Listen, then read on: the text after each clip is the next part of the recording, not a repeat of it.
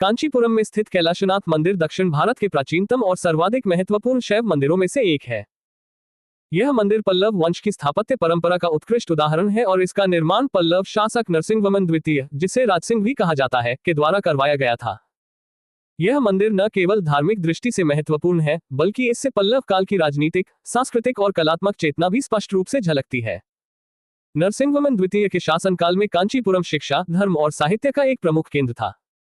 इसी काल में संस्कृत के प्रसिद्ध गद्यकार दंडी, जिन्होंने दशकुमार चरित जैसी प्रसिद्ध रचना की, पल्लव राजा के दरबार में रहते थे।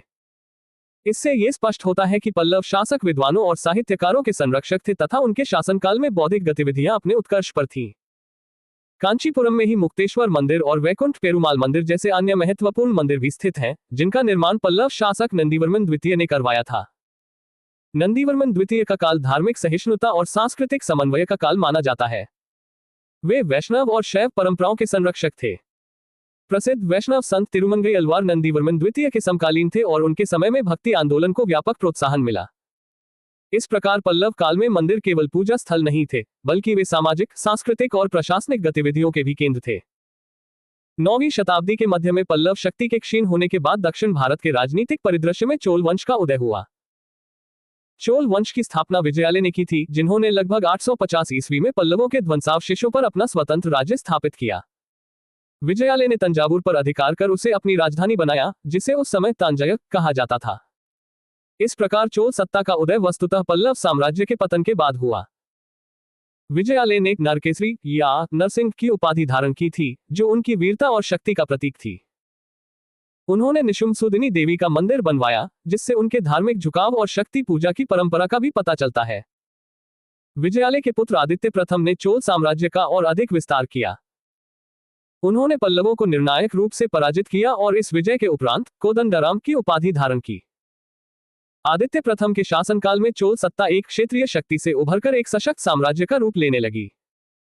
उनके बाद परांतक प्रथम का शासनकाल आया, जिसने चोल साम्राज्य को और सुदृढ़ किया, किंतु 949 ईस्वी में तक्कोलम के युद्ध में राष्ट्रकूट शासक कृष्ण तृतीय ने उन्हें पराजित किया।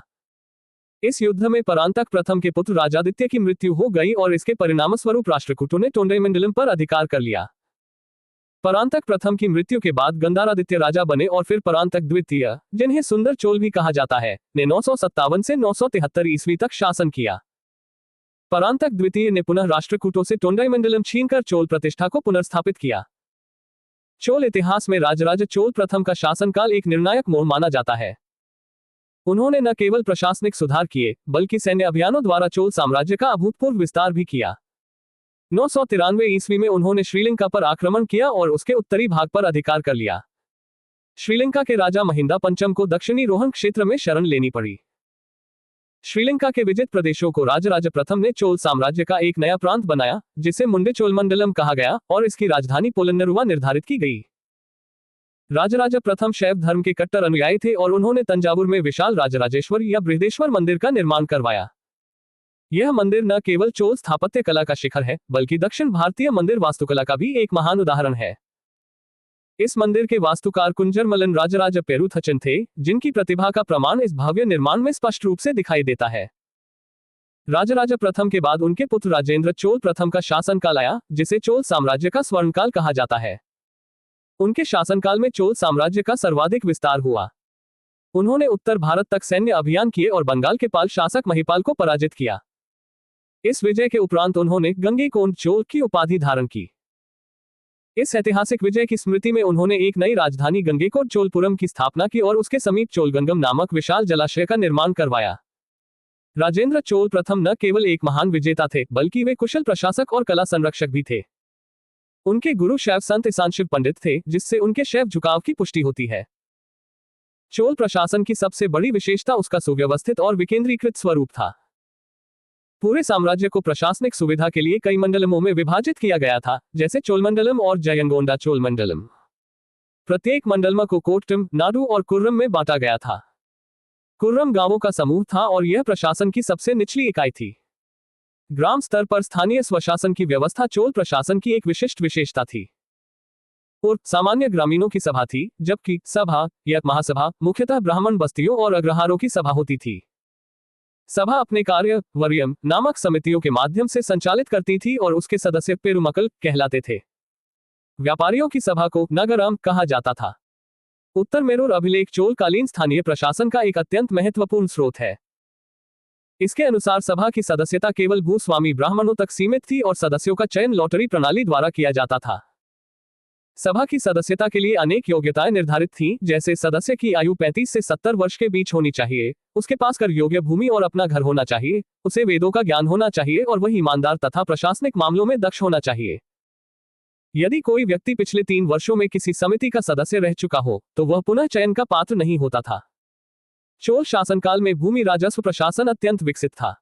भूमि को कर योग्य और कर मुक्त श्रेणियों में बांटा गया था। सामान्यतः उपज का 1/6 या कहीं कहीं 1/3 भाग भूमि कर के रूप में वसूला जाता था। ब्राह्मणों को दान में दी गई कर मुक्त भूमि को ब्रह्मदेय कहा जाता था, जो कभी कभी पूरे गांव के रूप में भी दी जाती थी और ऐसे गांव चतुर्वेदी मंगलम कहलाते थे। मंदिरों को दी गई भूमि को देवदान या तिरुनामटुक्कनी कहा जाता था। विद्यालयों के रखरखाव के लिए दी गई भूमि शालाभोग कहलाती थी, जबकि जैन संस्थानों को दी गई भूमि पल्लित चिंदम के नाम से जानी जाती थी। गैर ब्राह्मण किसान स्वामियों की भूमि को वेलनवगाय कहा जाता था। चोल काल में धनी किसानों, विशेष रूप से वेलाल जाति के किसानों की भूमिका अत्यंत महत्वपूर्ण थी। वे नाडु स्तर पर प्रशासन में प्रभावशाली थे और उनमें से कई को मुवेदवेलन और अरियार जैसी उपाधियां दी जाती थीं। चोल प्रशासन में उच्च पदाधिकारियों को पेरुंदरम और निम्न श्रेणी के अधिकारियों को सिरुंदरन कहा जाता था। कुछ विशेष अधिकारियों को ओडनकूटम कहा जाता था, जो सदैव राजा के निकट रहते थे। चोलों की सेना अत्यंत संगठित थी, जिसमें पैदल सेना सबसे महत्वपूर्ण अंग थी। इसके अतिरिक्त हाथी और घुड़सवार सेना भी थी। आर्थिक दृष्टि से चोल साम्राज्य समृद्ध था और सोने के सिक्के कलंजू कहलाते थे। कला और संस्कृति के क्षेत्र में चोलों की उपलब्धियां अद्वितीय थीं। चोलकालीन कांस्य प्रतिमाएं, विशेष रूप से नटराज की प्रतिमा, विश्व की सर्वश्रेष्ठ कांस्य कलाकृतियों में गिनी जाती है। इतिहासकार पसी ब्राउन ने तंजावुर के बृहदेश्वर मंदिर के विमान को भारतीय स्थापत्य कला का उत्कृष्ट उदाहरण माना है और चोल नटराज को चोल कला का सांस्कृतिक सार बताया है।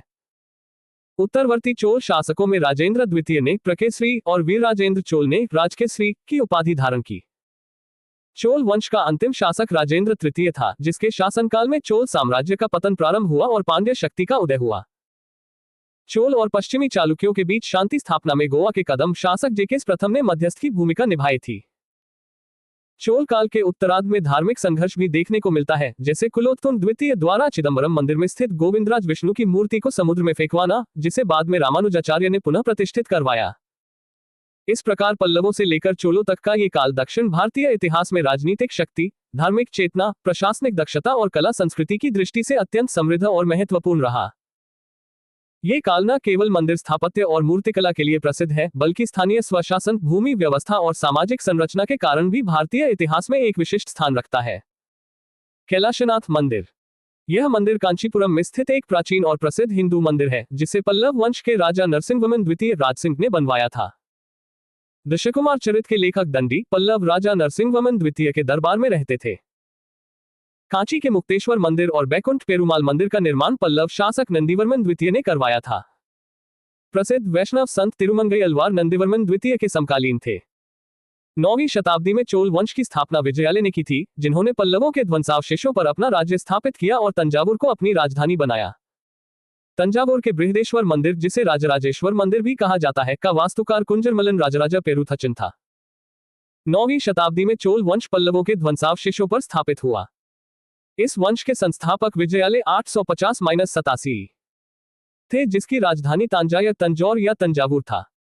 तंजावुर का वास्तुकार कुंजरमलन राजराजा पेरुथचन था। चोल वंश के संस्थापक विजयालय थे, जिन्होंने 885 में शासन करना शुरू किया था और 871 तक शासन किया, जिसकी राजधानी तांजा या तंजौर या तंजावुर था। तंजावुर के राजराजेश्वर मंदिर बृहदेश्वर मंदिर का वास्तुकार कुंजरमलन राजराजा पेरुथचन था, जिसे राजा राजराजा चोल प्रथम ने बनवाया था। चोल वंश के संस्थापक विजयालय ने 850 ईस्वी में तंजौर पर कब्जा कर लिया था और उन्होंने नरकेसरी नरसिंह की उपाधि धारण की थी। निशुम्भसुदिनी देवी का मंदिर विजयालय चोल ने बनवाया था। चोल वंश की स्थापना विजयालय ने की थी। उसकी राजधानी तंजौर थी। विजयालय ने नरकेसरी की उपाधि धारण की और निशुम्भसुदिनी देवी का मंदिर बनवाया। चोलों का स्वतंत्र राज्य विजयालय चोल ने स्थापित किया था। आदित्य प्रथम विजयालय का पुत्र था, जिसने पल्लवों को हराकर चोल साम्राज्य का विस्तार किया। चोल शासक आदित्य प्रथम ने पल्लवों पर विजय प्राप्त करने के बाद कोदंडराम की उपाधि धारण की थी। पल्लवों पर विजय पाने के उपरांत आदित्य प्रथम ने कोदंडराम की उपाधि धारण की। तक्कोलम के युद्ध में राष्ट्रकूट नरेश कृष्ण III ने चोल राजा परांतक आय को हराया था, जिससे राष्ट्रकूटों ने तोंडाईमंडलम पर अधिकार कर लिया था। राष्ट्रकूट राजा कृष्ण III ने चोल राजा परांतक आय को हराया और तोंडाईमंडलम पर अधिकार कर लिया। परांतक आय की मृत्यु के बाद उनके उत्तराधिकारी गंधारादित्य राजा बने। गंधारादित्य के बाद परांतका II सम्राट 957-973 ईस्वी बना और उसने फिर से राष्ट्रकूट से तोंडाईमंडलम जीता और उस पर अधिकार कर लिया। 979 में तक्कोलम के युद्ध में चोल राजकुमार राजादित्य, जो परांतक प्रथम का पुत्र था, राष्ट्रकूटों के साथ युद्ध करते हुए मारा गया था। इस युद्ध में परांतक आय का बड़ा लड़का राजादित्य मारा गया।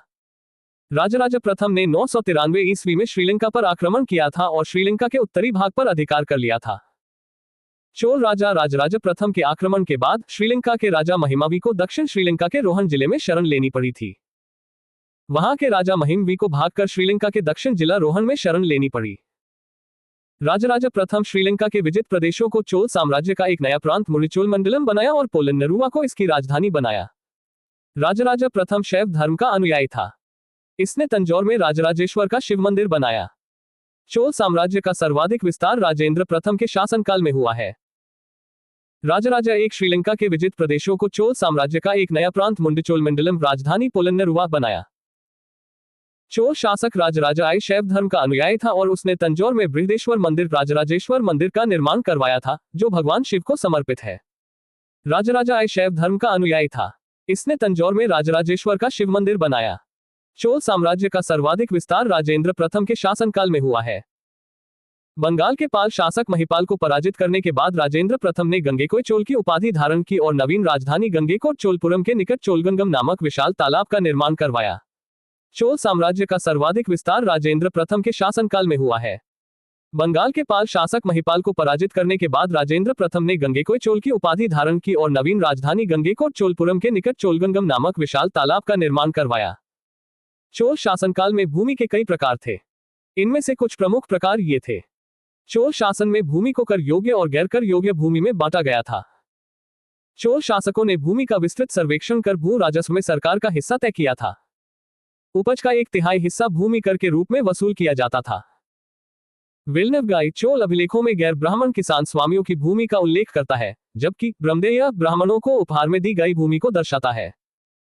ब्रह्मदेय का अर्थ है ब्राह्मणों को उपहार में दी गई भूमि, जो कर मुक्त होती थी और ब्राह्मणों को दान में दी जाती थी, जो या तो एक भूखंड या पूरे गांव के रूप में हो सकती थी।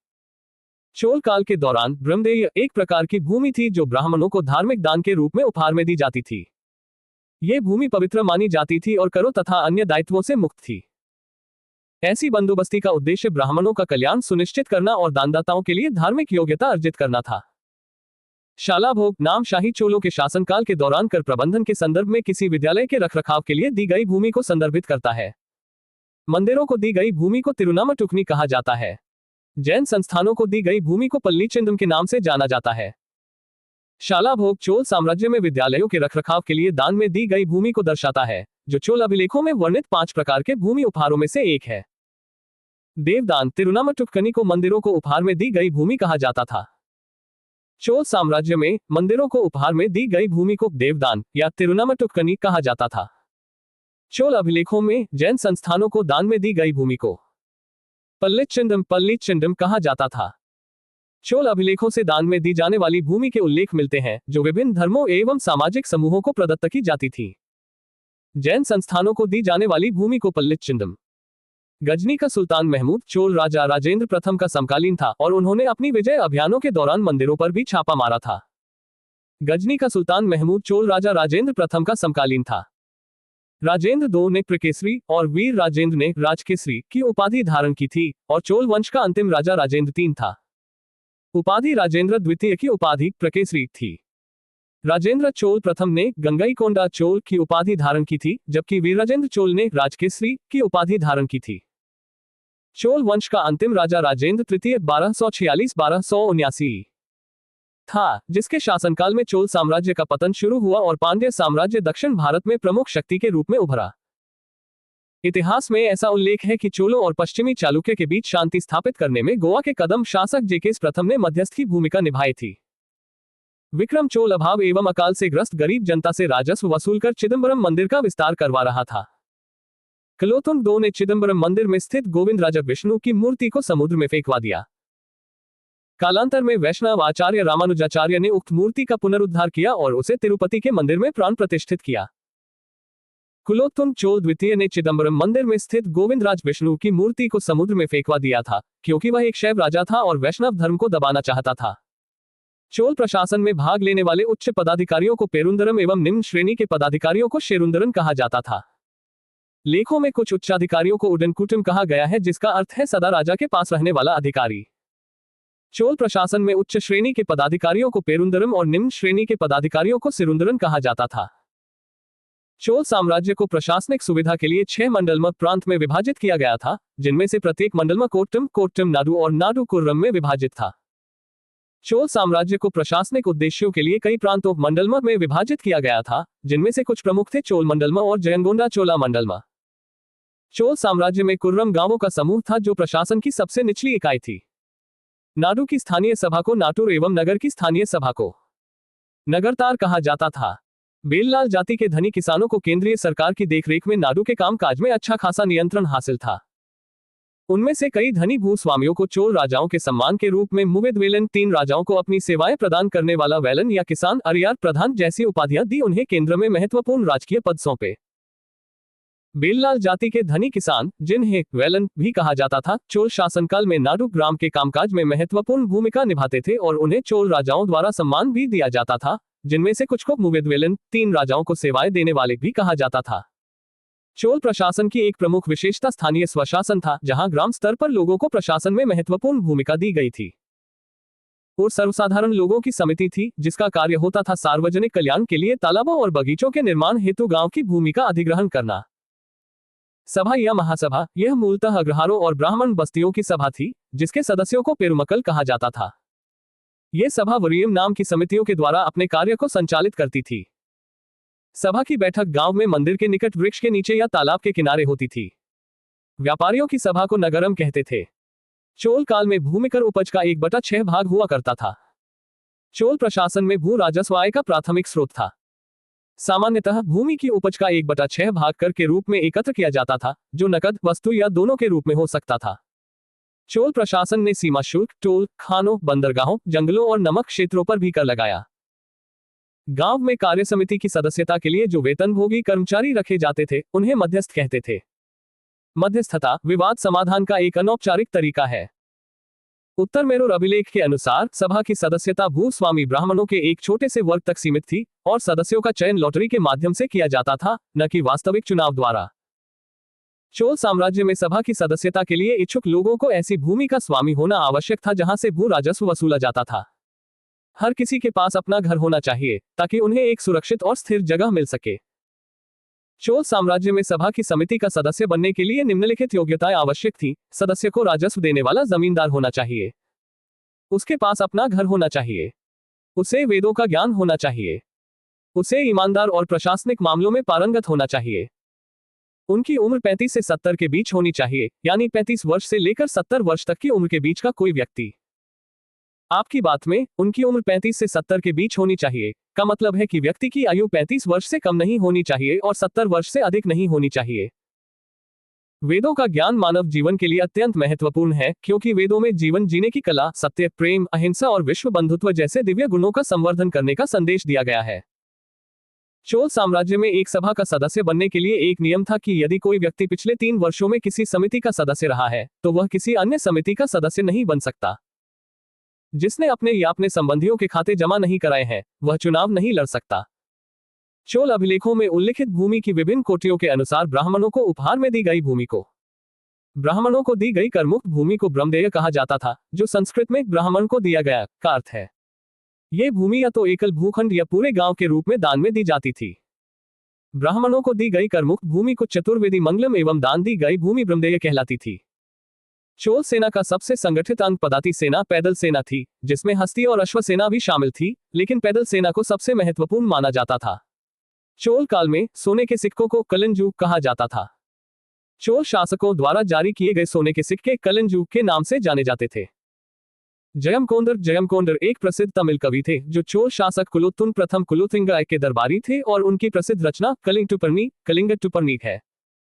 कंबन, ओट्टुकुट्टन और पुगलेंदी को तमिल साहित्य का और पंप पोन एवं रन कन्नड़ साहित्य का त्रिरत्न कहा जाता है। पसी ब्राउन ने तंजौर के बृहदेश्वर मंदिर के विमान को भारतीय वास्तुकला का एक उत्कृष्ट उदाहरण माना है और चोलकालीन नटराज प्रतिमा को चोलकला का सांस्कृतिक सार या निचोड़ कहा जाता है। चोल कांस्य प्रतिमाएं संसार की सबसे उत्कृष्ट कांस्य प्रतिमाओं में गिनी जाती हैं। चोल कांस्य प्रतिमाएं, विशेष रूप से नटराज नृत्य करते शिव की प्रतिमाएं, दुनिया भर में कला प्रेमियों द्वारा अत्यधिक प्रशंसित हैं, जो अपनी कलात्मकता और शिल्प कौशल के लिए जानी जाती हैं। शैव संत ईशान शिव पंडित राजेंद्र प्रथम गुरु थे। राजेंद्र चोल प्रथम, जिन्हें गंगाईकोंडा चोल गंगाईकोंडा चोला के नाम से भी जाना जाता है, चोल साम्राज्य के एक महान शासक